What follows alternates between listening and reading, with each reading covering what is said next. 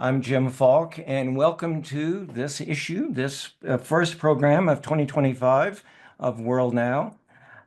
Really want to thank the World Affairs Council of Connecticut for their support. And tonight we have as a special sponsor and participating organization is the Asia Society Texas Center. I want to express my thanks to Matt Fuller. And if you have not yet visited the Asia Society in Houston, you need to do it. It is a phenomenal building, and they do some terrific programs. Also, let me take this opportunity to thank the many World Affairs Councils from across the country who've been supporting WorldNow. And when we look back at 2024, I have to sort of pat all of us, our listeners, our viewers, the folks at Global Santa Fe, World Affairs Council of Connecticut, and our friends with publishers, because we had a number of programs by authors whose books were featured in the top 10 at year end. Abby's putting those up right now. You see the Lumumba plot, Out of Darkness, Countdown with Sarah Scholes, which was featured in the Wall Street Journal, and of course, Max Boot's epic book on Ronald Reagan, which frankly I think will be shortlisted on the Pulitzer. So stay tuned, and we're building a program for 2025, and of course tonight's program. But then, just 2 days after the inauguration, we're going to be welcoming H.R. McMaster, and as you can imagine, he'll have a lot to say about I guess, what we're calling Trump 2.0. It truly is a great pleasure for me to welcome to tonight's program Gregg Jones. I've known Gregg for a few years. Many of you know him in Dallas because he's taught at Green Hill Prep School for, I guess, about 7 years, teaching journalism, and how lucky those students are because Gregg was an investigative journalist, worked in some of the toughest areas in the world in Asia, as well as covering the beginning of the war in Afghanistan. And we're here tonight to talk about Ben Kuroki. Ben, I have to tell you, when I first learned about this book, I had some interest in it, but I was a bit like what was in a review for the PBS documentary film that came out in 2007. And the blurb for it said, "Most honorable son, Ben Kuroki may be one of the most remarkable people you've never heard of." And I think that is indeed the truth. And once I opened up the book, I got to tell you, Gregg, as you know, I was hooked and was so excited to bring your work to this audience. In addition to the book we're going to be talking about tonight, Gregg has also written a few other nonfiction books. Honor in the Dust, Theodore Roosevelt, Red Revolution, which is his first book, Red Revolution Inside the Philippine Guerrilla Movement. So, Gregg, great pleasure to have you with us tonight. And I do need to remind people, when you have a question, do put it in the Q&A box, and we'll get to as many of them as we can. And I do like to weave the questions in throughout the program. So when one comes in your mind, just go ahead and type it in. But Gregg, I suspect you were like me today watching Jimmy Carter's memorial service. It is a national day of mourning. Someone who is followed so closely as a reporter, you must have some thoughts about our president. Absolutely. Jim, thanks. Thanks for the kind introduction. And also thank you to the World Affairs Council of Connecticut and to Asia Society Texas Center. I've been there, spoken at the gorgeous facility there. Great honor. And great to be back with you, Jim, as well. You're right, kind of full of thoughts about Jimmy Carter that I graduated from high school in 1977. So just a few months after Jimmy Carter took office. And then I voted in my first presidential election in 1980. The fateful election that ended Jimmy Carter's political career. For me, I think the takeaway of Jimmy Carter, first of all, obviously a profoundly honest and decent man whose post-presidency set an impossible bar for future former presidents. But I think also looking back on his time, he told us uncomfortable truths that most Americans didn't want to hear. And I think that um, he was prescient in so many ways. And I think the things that he told us that we didn't want to hear back when he was in office have continued to linger as problems. And I think that is kind of a national phenomenon of we don't want to hear certain things, and that's in part why we find ourselves where we are today as a nation. Yeah, interesting. If you'll indulge me, I want to tell you a little story. I never met President Carter, but I met Amy. And back in 1980, I was working at the Middle East Institute. And one thing that President Carter did, although he didn't get to see it as he hoped in the second term that didn't happen, he created what was called the Today programs. And it was funded by the National Institute of Endowment of Arts and Humanities, and then some private corporations. And the goal of the Today programs was to highlight the culture of countries that were of strategic importance to the United States. And the very first one that they did was Egypt, and obviously because of Camp David. And we put together at the Middle East Institute an exhibition called Through the Eyes of Egypt's Children. And Amy Carter came to it, and I'll never forget there was children of Egyptian diplomats and some of the community in Washington, and then some of Amy's classmates. And she was a delightful 12-year-old. But that was the first part of the Egypt Today program that later did so many exhibits and panel discussions in Washington, Houston, and Los Angeles. The Today programs in the Reagan administration then went on and did Scandinavia Today, Mexico Today, Canada Today, and then I guess the funding dried up. But it was another important part, especially for those of us interested in public diplomacy, that came out of the Carter administration. So let's go ahead and focus on your book, which is right there. So how did you get interested in Ben Kuroki? Um, the backstory on this book really goes deeply into my childhood. I grew up with a story growing up in a humble background on the edge of the Missouri Ozarks. And my mother's oldest brother had been a radio operator on a B-24 bomber with the 93rd Bomb Group in England. That was the first B-24 group that was assigned to the 8th Air Force in England. My uncle and his crew went missing in the fall of 1943.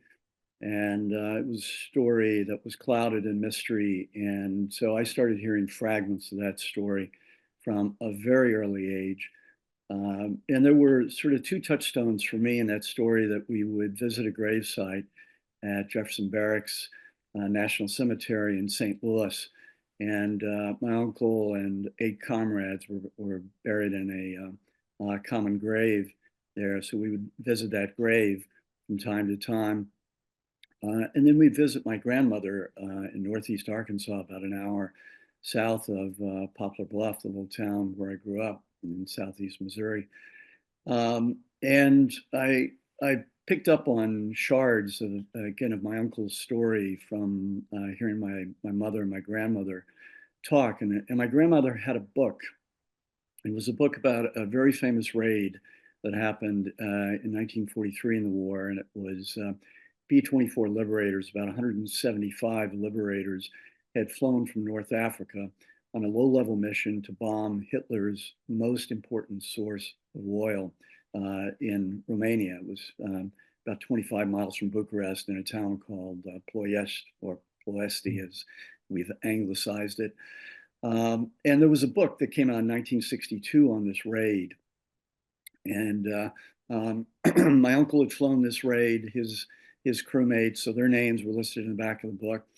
And there was a wonderful photo insert in the book. And It was something like 50 pages. 25 pages into that photo insert, I came across a photo of a gentleman who clearly was Asian. Read the caption, and his name was Ben Kuroki, and it described him as a Nebraska farm boy who had flown missions, Europe, North Africa, and the Pacific.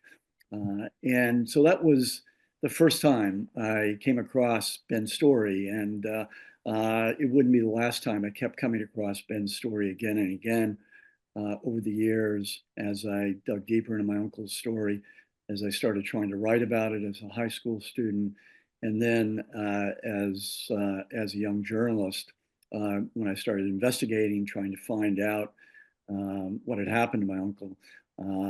I really started bumping into Ben's story a lot, and so Ben's story was one of those stories I carried around in my back pocket for a long time, um, We're going and to be showing some photos throughout the program, and were you able to, I guess the way to phrase this is, what were you able to find and through interviews that perhaps was not in the documentary? Tell us more about your but sources. about Ben's story. Yeah.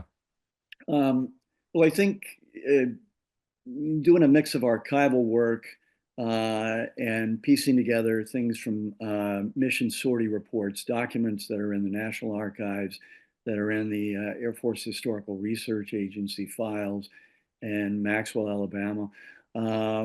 It really was sort of piecing together, piece by piece, a fuller picture that his story had also been told quite widely contemporaneously in the number of interviews that he did.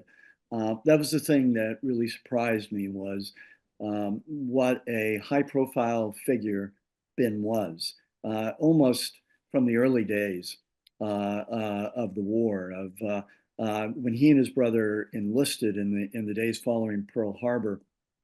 That was big news in Nebraska, and there was a photo that ran in a lot of Nebraska newspapers of Ben and his next younger brother, Fred, taking the Army oath, holding up the right hand. And so there were a number of interviews he did that were invaluable in terms of hearing Ben's voice.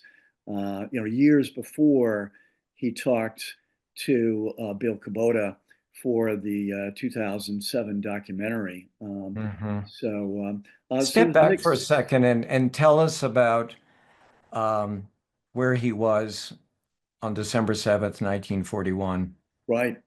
So Ben, let me quickly set it up by just talking a little bit about his background. That he was Yeah. a child of Japanese immigrants. His father had come to this country in 1904. His mother around 1906, 1907. His mother was a picture bride, which was sort of the antecedent to mail order brides that Japanese immigrants could write home and have a bride sent to them. There were shiploads of brides that were arriving. So his father had ended up working for the Union Pacific Railroad and was in Wyoming after California, had moved to Wyoming, where Union Pacific not only had rail lines, but also a big coal mining operation. Um, and after a few years of that, after about 10 years, then Ben's father, Shisuke, who started going by Sam, moved his young family to Nebraska and became a farmer. And so Ben grew up, he was the sixth of 10 children, growing up in poverty on a Nebraska farm. And I graduated from high school in 1936 in the tiny town, Platte River Valley, tiny town of Hershey. So it's about 12 miles outside of North Platte. And so Ben graduated from high school 36, was desperate to escape farm work, which he found very onerous. And so he and a partner had bought a truck, and they were doing long haul trucking, hauling produce from their farm and other farms into Omaha, into Lincoln, and then on to Oklahoma and all the way down to the Texas Valley. And so by 1941, first of all, Uncle Sam was kind of knocking on Ben's door that the draft was underway, and Ben had gotten notice that he was not long for a non-military life. And on the morning of December 7th, 1941, he actually was in the basement of a church in North Platte, hearing a fellow by the name of Mike Masaoka, who was an organizer for the Japanese American Citizens League, trying to organize chapters around the country, expand JACL's reach in anticipation that the tensions between the US and Japan might lead to war, and that might lead to some sort of backlash. And so Ben was in that room, in that basement, when two law enforcement officers came in and without a word took Mike Masaoka away. Ben and the others went outside, and that's when they heard the news that Pearl Harbor had been bombed. Hmm. And he enlisted how many days after that? It was later that week. The Ben would later tell the story that it was a couple of weeks before he could get in, but as time went on, he misremembered some things in later oral histories that he gave, but the record's pretty clear from contemporaneous news coverage that he initially, the day after Pearl Harbor, tried to enlist in the Marine Corps locally, was turned away because there was great uncertainty whether or not Japanese Americans would be welcome in the military service. And so he heard on the radio that in a town about 150 miles away, the U.S. Army Air Corps, the Army Air Forces, was taking enlistments. And so Ben and his brother jumped in the truck and drove down there. They were turned away initially until the recruiter could get permission. And a couple of days later, the recruiter phoned up and said, "If you come back, I'll take you." And so they came back and they got inducted at that point.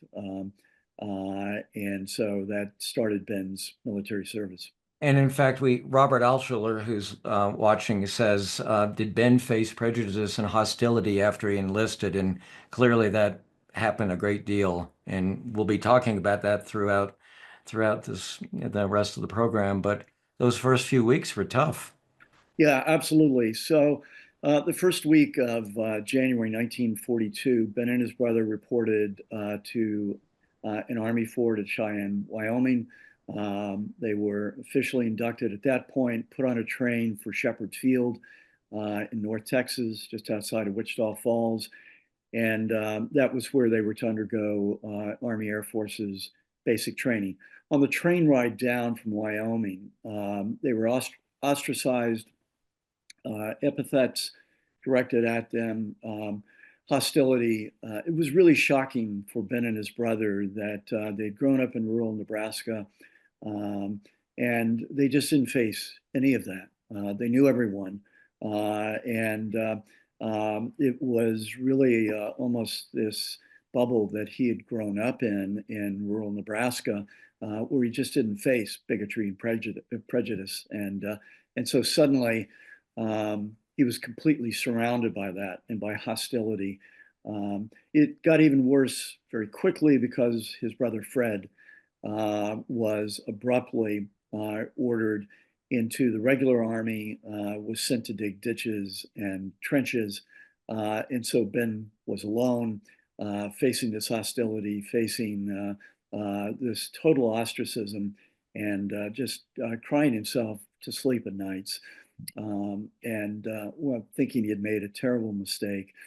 He stuck it out, made it through basic training, but he left basic training without a single friend. And then he was sent to clerical school, Fort Logan in Colorado, and that's where he made the first friends in the Army, and he started to feel like he belonged.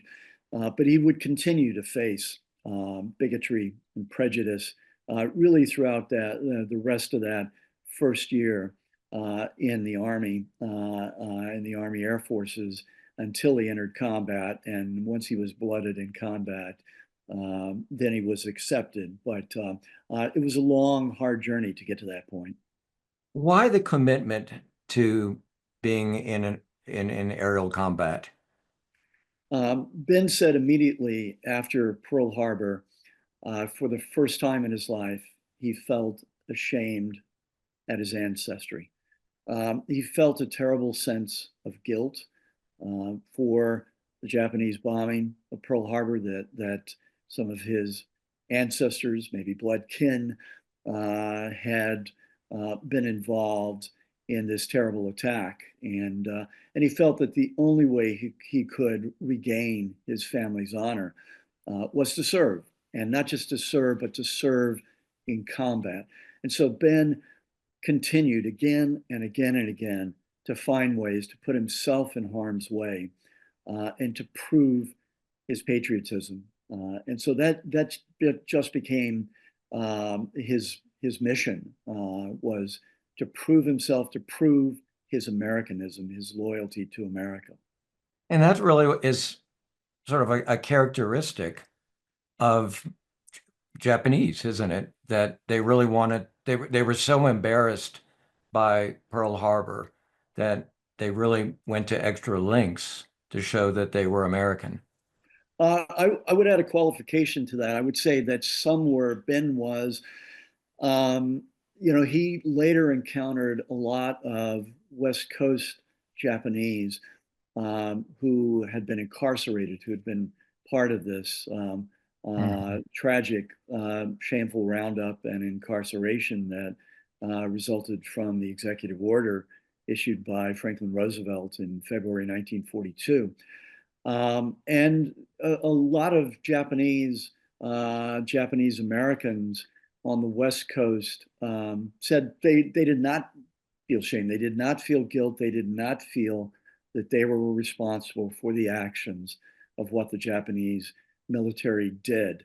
And so Ben had a very different attitude on that, he cared very deeply, perhaps too deeply, what other people thought of him, how they viewed him. And so he was utterly consumed by that. But I wouldn't say that all Japanese Mhm. felt that. I think many would be accurate. Here's a question from Laura. Laura, I'm going to mispronounce your last name and I apologize. Hoon, could Ben speak Japanese? Um, Not fluently. His parents spoke Japanese at home. His father spoke halting English. His mother spoke very little English. Uh, um, Ben was passable, and he later would joke with crewmates in the Pacific that their survival, if they got shot down, their survival would depend on him. Um, but his Japanese was, I would say, not great, but passable. And I don't believe he read Japanese. Take us inside, and heck, we could devote the whole program talking about this because I found it so interesting in your book about what it was like flying B-24s, and also just how many planes went down, and the role that weather played and whether or not they had a mission or not. Just take a Right. minute or two and talk about that.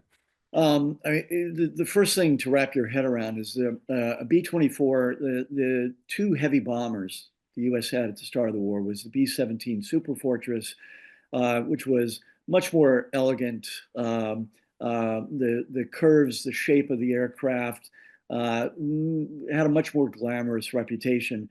And then the B-24, which was twin-tailed, four-engine, like the B-17, but very boxy. Um, uh, a lot of pejoratives were used to describe the B-24.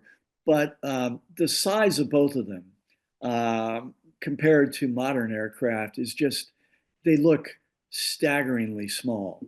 And so they look so flimsy. And to wrap your head around flying into combat Yeah. with these aircraft that are so relatively small, fragile, with these the very thin aluminum skin, and know that you're being shot at by shells being fired from the ground and enemy fighters that were firing cannon and machine guns as they're roaring by at 400 miles an hour. It was terrifying, and the act of combat, each mission, and the men that I interviewed in the 1990s in investigating my uncle's story. I interviewed something approaching 150 veterans who had flown with the 93rd Bomb Group and some with some of their sister groups. The terror of combat. Some men flew one mission and said, never again, no more. Combat crew, that was for volunteers. You did not have to fly combat, and so you could quit at any time. Ben would later say after his first combat mission, he got back on the ground. A good friend of his, a few feet away in the aircraft, was shot in the head, badly wounded, and he survived, but it was a horrific critical wound. Ben got back to the ground after being shot at by enemy anti-aircraft fire and fighters, just sank to the ground exhausted, and thought to himself, I'm not going to live. I'm not going to survive 10 missions. So he didn't even think about going beyond 10 missions. He didn't think he was going to survive that many. So combat was absolute terror. And to do it again and again and again, and as you mentioned, weather was so bad in both Europe and in North Africa when Ben and his group pulled a couple of temporary duty assignments out of North Africa. You would psych up, get in the aircraft, be briefed, engines roaring, ready to take off, and then the order to stand down would come. And it was so deflating and so mentally exhausting every time that you got the order to stand down because a mission was scrubbed, as the term was called. It just was grueling. And to imagine doing this for months, and in Ben's case, his tour of combat stretched over nearly a full year, was just extraordinary. I'll add one other fact. 26,000 men who served with the 8th Air Force flying out of England, 26,000 lost their lives in World War II. And Ben flew more than sort of the maximum. The maximum was 25, and he ended up flying 29, right? Um, so Or in the European theater. We'll talk in in a the minute about European, he specific. flew 30 missions. Yeah, Tour of okay. duty was 25. Right. And the tour of duty was implemented early in 43 after the flight surgeons started to notice the phenomenon of combat stress. They didn't know what they were seeing, but men were breaking down. And so the tour of duty was set at 30 missions, or excuse me, 25 missions. When Ben reached 25 missions in August 1943, he asked to fly another 5 missions. He felt, again, he needed to prove himself more than anyone else. And he would later say he also felt he needed to fly those additional missions for his brother Fred, who wasn't given the opportunity to fight. So Paul Watler from Dallas asked, did Ben's Anglo comrades in arms believe that he had proved his loyalty to America by flying in combat? Absolutely. And hello, Paul. So Ben really, within the first few missions, he proved himself. He initially was a waist gunner, one of the positions where there was a 50 caliber machine gun and a B-24. He also flew as a top turret gunner in a B-24. And he absolutely proved himself, and his comrades trusted him. For a time, he also was a tail gunner. So his comrades literally trusted Ben to have their back. And so Ben earned the admiration and the respect of his comrades because he was cool under fire. So, as some of our viewers know, I've spent a lot of time in Tunisia and have been to Bizerte. Tell us about some of those missions over the coast of Tunisia. Yeah.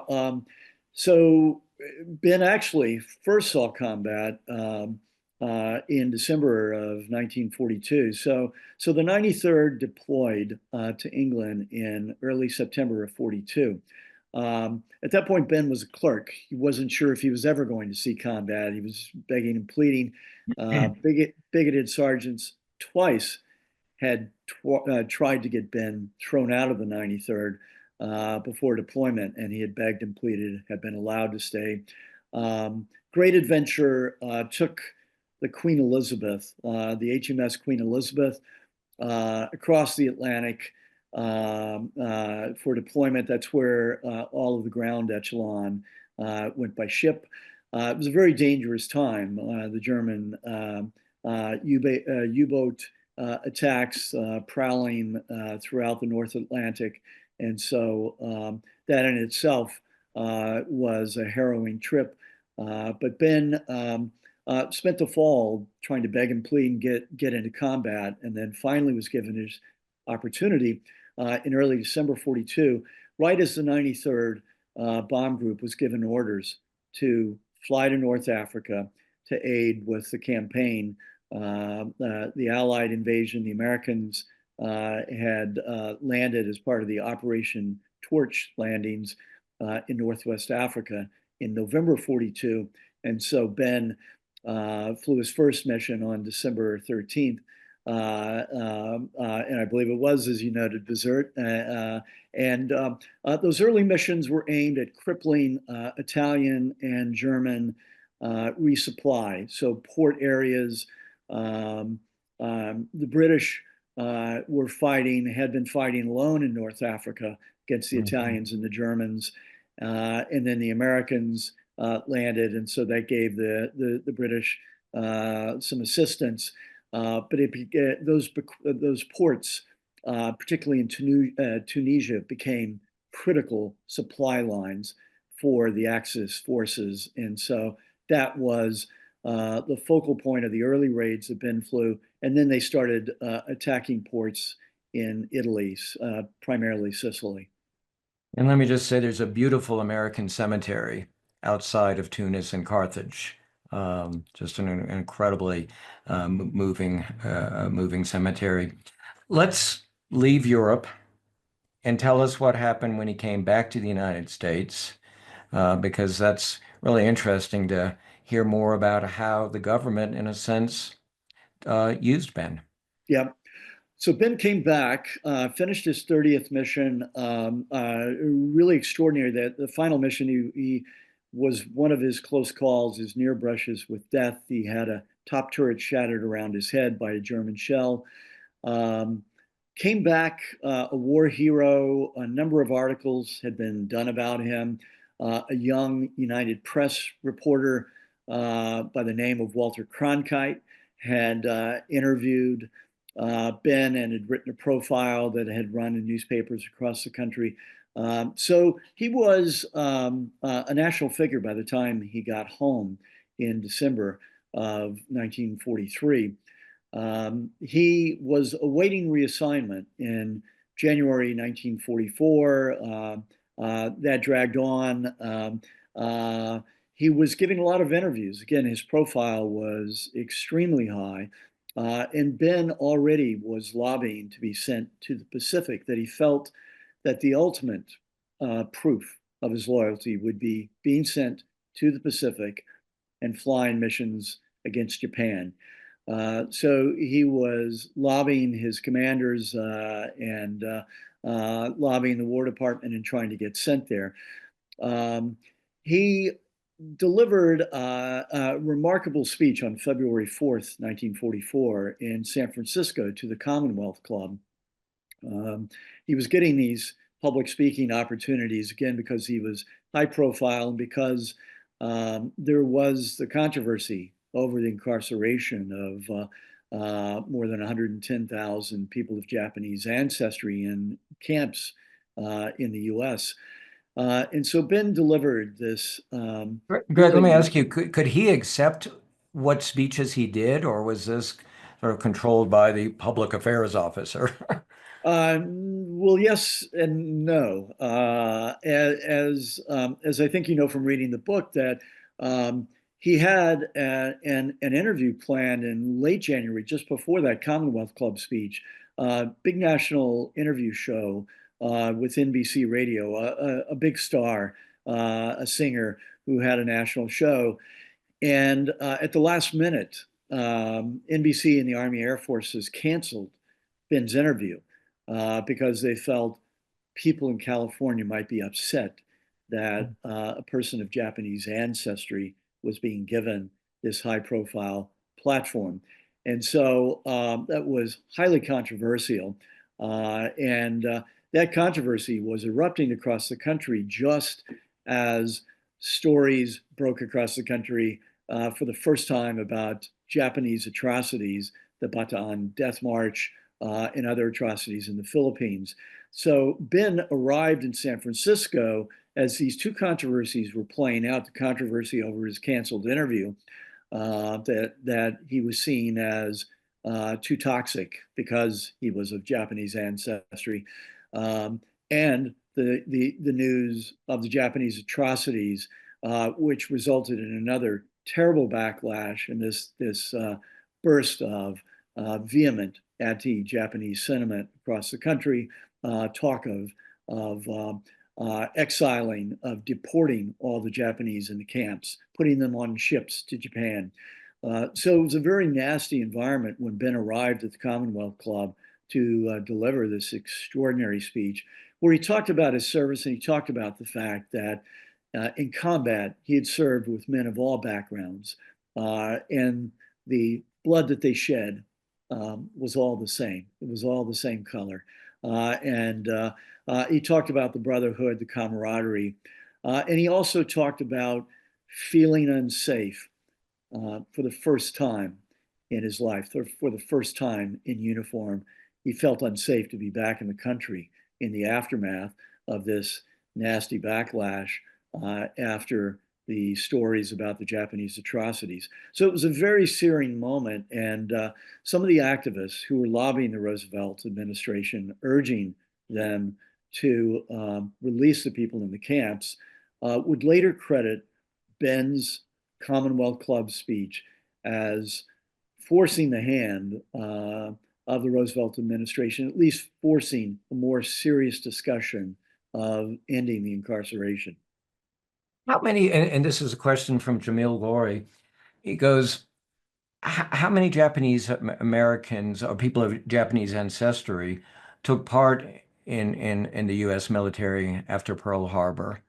And let me add a question to that. What made Ben stand out so that he was invited to the Commonwealth Club and these various interviews that either did or did not take place? Oh, well, first of all, Ben was the first Japanese American combat hero. He was one of only a handful of men who flew on bomber crews in Europe and North Africa. Again, he was the first, and he was the only one that achieved the national profile as a result of that. He became the only person of Japanese ancestry to fly bombing missions in the Pacific. Now, there were 6,000 Japanese Americans who served with the military intelligence service, the Army Military Intelligence Service, as translators and interpreters in the Pacific. And they performed extraordinary duty, and their comrades in those units credited them with extraordinary service. And then there were about 18,000 or so men who served in the US Army in Europe. The first unit to see combat was the 100th Infantry Battalion, primarily Japanese Americans from Hawaii. And then there was an all Japanese American unit. The 442nd Regimental Combat Team was being trained in the US and went into combat in the spring of 1944 in Italy. And there ultimately were around 18,000 men who Hmm. served with the 442nd in Italy and into France. Greg, tell our audience about the waiver that he got, I guess, from the Secretary of War, and thanks to a congressman, his local congressman. Right. So when Ben, I'll quickly note that Ben, after the Commonwealth Club speech, he did have a few weeks of terrible duty of where he was sent on a tour of the incarceration camps to recruit Japanese Americans to serve in the 442nd.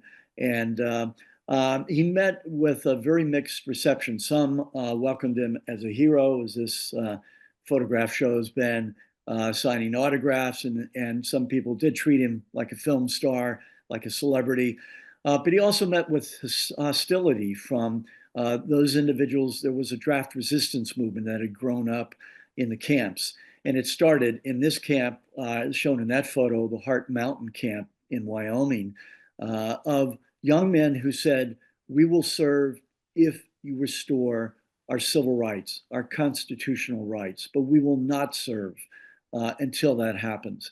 And so the FBI started arresting draft resistors in the camps and ultimately convicted several dozen men, and they served federal prison terms. Men involved in the draft resistance movement and those who supported it viewed Ben with great hostility as a collaborator, as doing the bidding for the government that had incarcerated them and their families. So it was really terrible duty for Ben. And he was very glad when finally he was requested to be placed in a unit for Pacific deployment came through.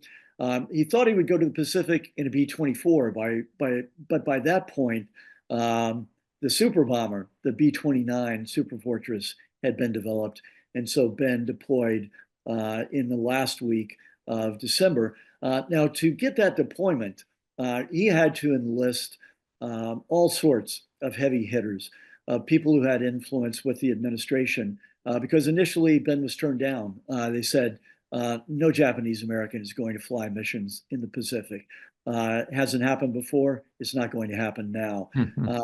Ben had learned, this farm boy from Nebraska had learned a thing or two about political leverage. And so he enlisted a lot of influential people to write letters on his behalf, culminating with his congressman. And so Secretary of War Henry Stimson personally wrote a dispensation granting Ben permission to serve. And so Ben had that letter, and there were still efforts, and it wasn't clear whether it was FBI or military intelligence tried to prevent him, his flight from taking off.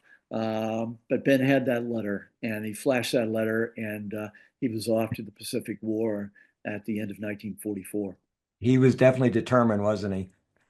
He was. But in the book, you talk about some of the demons that he experienced. And Robert Alschuler again says, after fighting in three theaters, was Ben conflicted about firebombing Japan? And did he have relatives there? And you talk about, I wouldn't say that he was an alcoholic, but he probably danced pretty close. Certainly had some time for R&R. Maybe talk about that for a little bit. Yeah, he did fly three firebombing missions of Tokyo. He would ultimately fly 28 missions in the Pacific as a B-29 tail gunner. Um, and he flew that infamous uh, March 9th, 10th firebombing raid, 1945 firebombing raid, the first firebombing of Tokyo that killed 100,000, maybe more people in a single raid, many of them civilians, men, women, and children on the ground. And so those missions started to weigh on Ben. Now, Ben was flying out of Tinian in the Marianas Islands.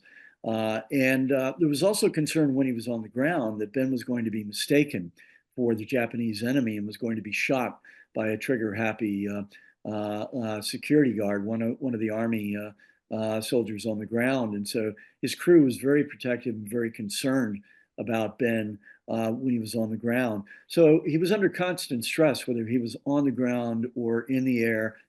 These firebombing raids did begin to weigh on him. And by April, by the time he had flown about a dozen or more missions, and he had flown 3 of these firebombing raids, um, that he started to break down. He was having nightmares when he could sleep. He was having difficulty sleeping. He was his clarity of thought, confusion. It was really all the hallmarks of combat stress and a breakdown. And so the combat surgeon wanted to send him home. Ben, after everything that people had gone through to get him that deployment, he refused to be sent home. And so Ben asked the surgeon, he said, look, can you just send me on leave to Honolulu? And so he went off with his crew for a week in Honolulu of R&R, came back and started flying missions again the first week in May. But it was really a struggle down the stretch for Ben through that summer of 1945 and those climactic raids on Japan. And I mean, he clearly was showing the signs of wear and tear, of the psychological wear and tear Yeah. of all of those raids. I can't believe how fast this hour is going. So we better jump to the 59th mission, which really distinguishes Ben. Yeah, um, absolutely. He came back from the States a second time, and he was um, double the hero that he was before, and had been interviewed and was immediately whisked off to New York City. And there was a big annual public affairs forum given by the New York Herald Tribune. And so Ben suddenly found himself on stage with General George C. Marshall, General Wainwright, who had been released after 4 years of captivity, Japanese captivity after his surrender in the Philippines, all these other dignitaries. He delivered another soaring speech. That led to Ben doing a nationwide speaking tour, all these interviews. For a time, he was the hottest interview in New York City, doing all the radio shows. Great photo here of this was when Ed Sullivan was a reporter for the New York Post in New York City before he became the CBS television impresario that some of us remember him as. But he interviewed Ben, and Ben was on all of the shows. Everyone wanted to interview him, and then he spent the better part of a year and a half traveling the country, speaking out for what he said. He described it as his 59th mission tour, and that was aimed at winning the peace, in Ben's words. And by winning the peace, he meant delivering economic and social and racial justice at home. And so Ben, this really kind of homespun rural conservative, really took up the banner for some progressive causes, found himself appearing on the platform at labor rallies and things like that, and mixing with people on the left that was sort of a new realm for him. But he really threw himself into this role as a civil rights champion, and that life continued for about a year and a half. And by the end of it, he was exhausted, and he felt like that he really hadn't moved the needle in the way he had hoped. And so he returned home to Nebraska, entered the University of Nebraska, and instead of farming, which he thought he was going to study, he wound up becoming a journalist. And before you talk about that, let me just read 2 quotes from that you had in the book. It seems to me so terribly important that if America is to be the leader of a world democracy, to be the leader of world democracy, we should set a true example at home. And then another quote, I do not believe that war has brought peace, and I urge you to join the 59th mission to fight against intolerance here in America? Yeah. He he went from someone who had never delivered a single speech and who was terrified of public speaking, um, to being a very powerful and effective speaker. There was an earnestness about Ben, and a simplicity, but a sincerity, and he just was remarkably effective. And for a time, he became the most prominent Japanese American in the country during that tour, and delivering these powerful speeches that moved people and that earned him a national platform. So, yeah, it was an extraordinary chapter in his life. I've asked you this before, and I still wonder why he didn't enter politics. It was a different time, of course. Yeah, I think he felt pretty beaten down um, by the end of the 59th mission tour. And also keep in mind the moment. The Red Scare was just starting to get ginned up when he ended that tour. And Ben was mixing with some very progressive figures, some of whom were clandestinely members of the Communist Party who had a very different vision from Ben's sort of classical liberalism view of a better republic. And so I think that there was that moment where there was this backlash and the Red Scare environment that may have seared him a bit. And I think that he found journalism a more comfortable arena in which he could play a role in affecting events without being so directly in the line of fire. And so he owned weekly newspapers in three different locations in Nebraska, Idaho, Michigan, and then ultimately moved to California around 1965 and had I think about a 17, 18-year career working for the Ventura County newspaper in Southern California as a greatly respected editor.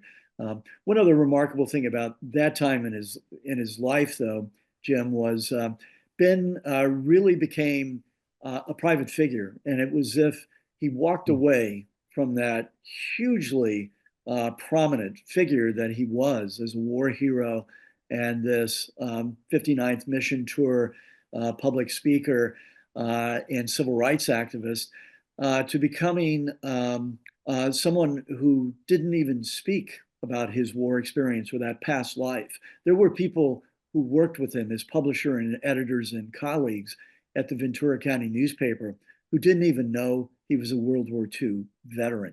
Yeah, So but it that was changed extraordinary. because I'm sitting here holding a New York Times editorial dated December 7th, 1991. Yeah. And we're going to show a picture of Ben with President Bush. But yeah. Yeah, it was a remarkable final act, and it really started in a way in 1991. So he retired from newspapering in 1982. He was kind of knocking around playing golf.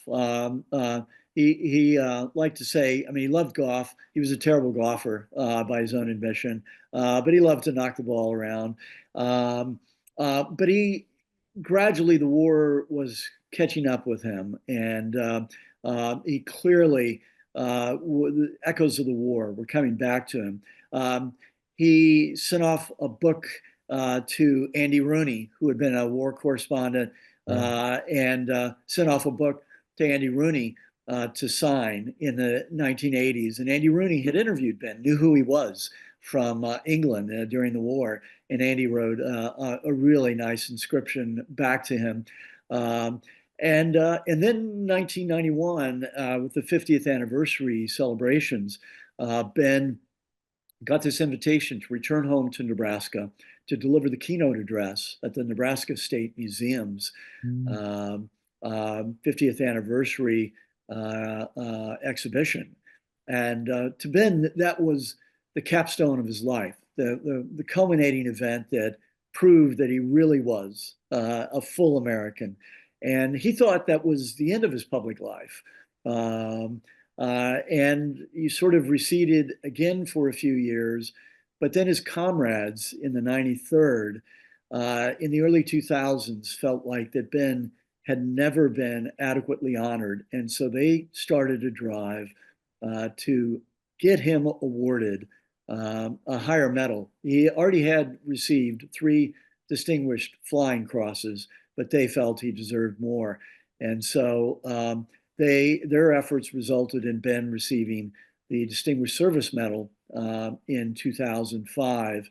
And that sort of set in motion one prominent event after another, White House invitations. When did he pass away and how did he die? So Ben lived until the age of 98. He died in 2015. And again, he had this marvelous final act, the last 10 years of his life, receiving one accolade and honor after the other. And so it was really fitting that, he had the gift of longevity, and that gift of longevity was further blessed by all these honors that came Ben's way. As we begin to wrap up, we have a question from Brian Higdon and a comment. What comparisons or contrast would you draw between the situation of Ben when he returned to the United States and the situation of Arab Muslim soldiers in the wars in the Middle East? Yeah, no, I think, definitely Ben saw parallels. I mean, even when he returned, he spoke out about the treatment of Black soldiers in the South, about Japanese Americans in the West Coast and in Hawaii as well. So yeah, I think he was very aware. The American Legion sanctioned, they allowed chapters to exclude members that the local chapters didn't want to accept on the basis of their race or skin color, their identity. And so Ben was acutely aware of that, and I think he did feel a kinship with others who were suffering similar things. And I think this is a good way to end the program. Terry Stembler asks, what is the main lesson that we could learn from Ben about patriotism? I think that what I found fascinating was, Ben had a definition of patriotism was you serve and you prove yourself in combat. He disagreed fiercely with the men in the camps who said that, who believed that an expression of patriotism was standing on principle, even if that meant defying the draft and being sent to prison. So I think that, Ben was clearly patriotic and a great American and kept putting himself in harm's way. And I just tremendously admire and respect that. But I think his story also highlights the fact that patriotism can manifest itself in very different ways. And it can be acts of resistance or defiance that are really in line with our values and our principles as a people. Well said, Professor. Gregg, thank you so much for being with us. As I said, I picked up your book, and as I told you a few months ago, I couldn't put it down. Want to thank everybody for being with us. I hope you will get a copy of Gregg Jones' book, Most Honorable Son, and look forward to seeing you back on World Now in just 2 weeks when we'll be with General H.R. McMaster. Thanks again. Have a good evening, and we'll see you next time. Thank you, Jim.